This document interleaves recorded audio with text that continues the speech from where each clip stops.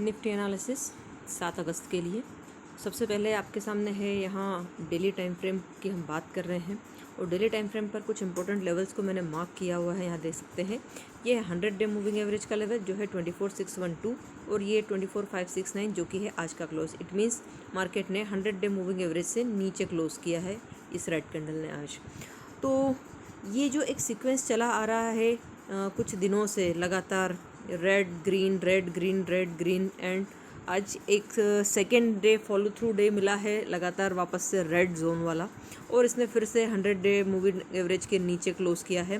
हालांकि यहाँ से 200 डे मूविंग एवरेज बहुत ज़्यादा दूर नहीं है। 24446 वाला जो लेवल है यहाँ पर 200 डे मूविंग एवरेज हमारा आ जाता है।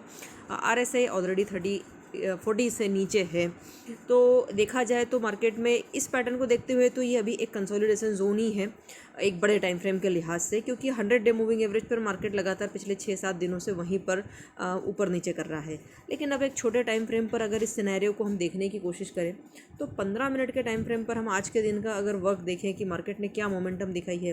मार्केट ने एक स्ट्रॉन्ग कैंडल इसके ऊपर, अल्दो कि ये ब्रीच नहीं कर पाया इसको, जो कल के लिए मैंने एक मेंशन किया था कि अगर इसको ब्रीच करता है तो हमें 100 डे या 200 डे मूविंग एवरेज तक के लेवल्स का बाउंस बैक देखने को मिल सकता है। एक वीक कैंडल ने क्लोज किया और फिर एक स्ट्रॉन्ग रेड कैंडल के साथ इसका फॉलो थ्रू। ऑल्दो पूरा दिन आप अगर कैंडल्स को बॉडी देखोगे आप तो ये बड़े बड़े से यहाँ पर शेडो बने हैं। मार्केट ने एक वोलेटिलिटी दिखाई है और न्यूट्रल टू बियरिश मार्केट का सेंटिमेंट रहा है। नीचे आया फिर ऊपर गया फिर नीचे आया फिर रिट्रेस करने की कोशिश की है। ऑल्दो मार्केट ने 24600 का लेवल जो था डिसिसिवली ब्रेक किया, वॉल्यूम के साथ ब्रेक किया, लेकिन उसके बाद में 24550 लेवल्स पर आकर कहीं मार्केट एक बार फिर से एक सपोर्ट लेने की कोशिश कर रहा है। अब आगे का ट्रेड प्लान क्या होना चाहिए?